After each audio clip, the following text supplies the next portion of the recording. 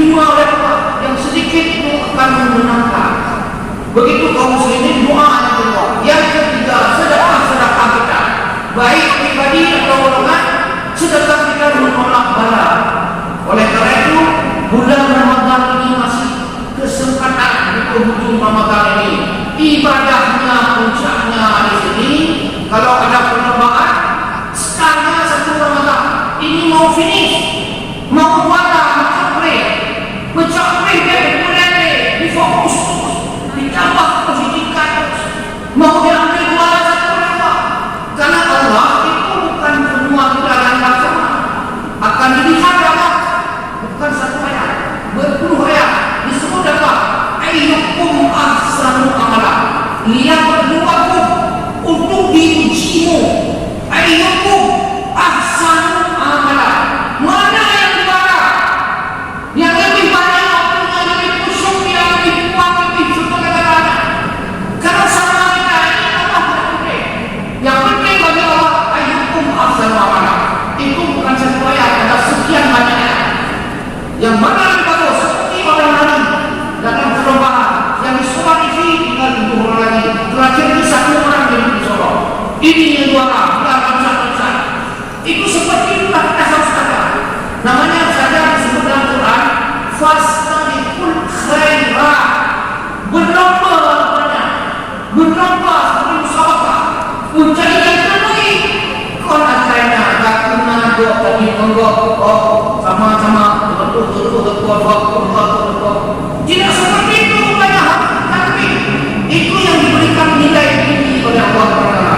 Kemudian doa, kapan saja diterima doa.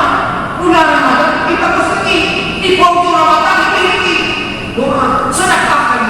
Oleh karena itu, jalur kedua satu-satunya hari ini terbukti sudah sebagiannya. Buktinya apa? Allah sudah menemukan hancuran di China, negeri anti Tuhan yang paling nomor 1 di dunia. Bukan Rusia, bukan lain, tapi di China.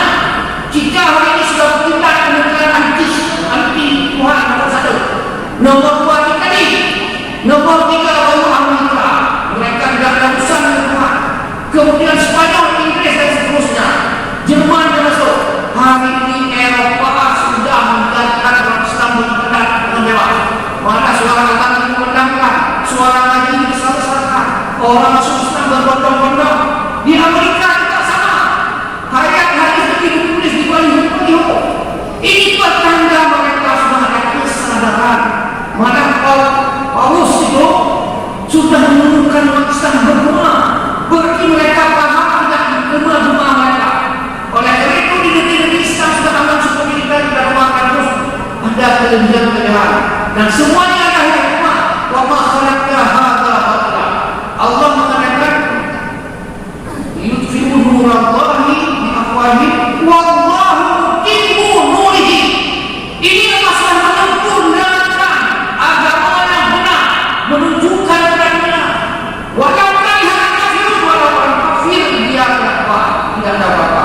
Mudah-mudahan dia musibah itu karena Allah kata Rasulullah ada baiknya. Wa may yuridillahu khairun.